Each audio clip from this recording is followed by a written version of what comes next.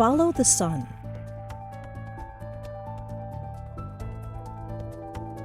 Presented by Science at NASA. The sun. It inspires songs, warms us, and grows our food. Life on land and in the oceans, the daily weather, and long-term climate patterns happen primarily because of the energy we receive from our closest star.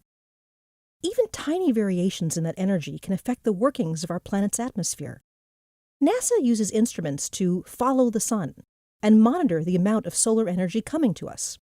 The latest instrument to do so, the Total and Spectral Solar Irradiance Sensor, TSIS-1, makes those measurements with unprecedented accuracy.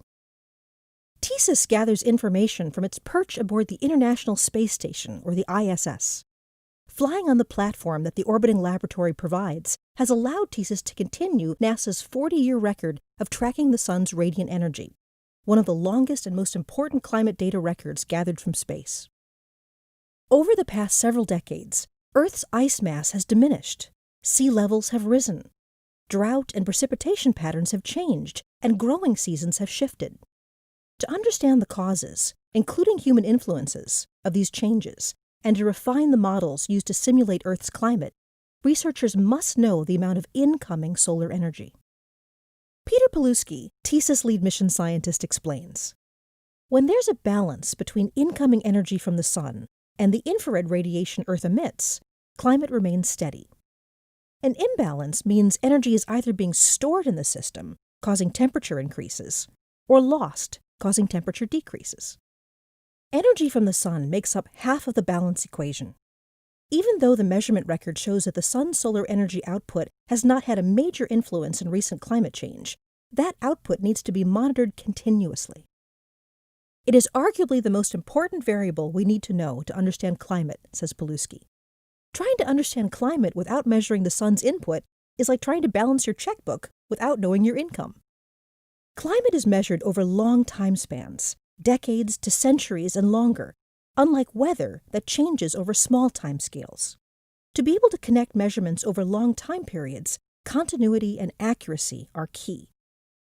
TSIS has two sensors.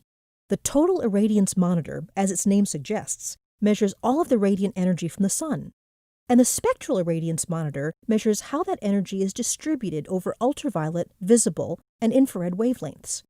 The latter helps scientists understand where in the atmosphere solar energy is being absorbed.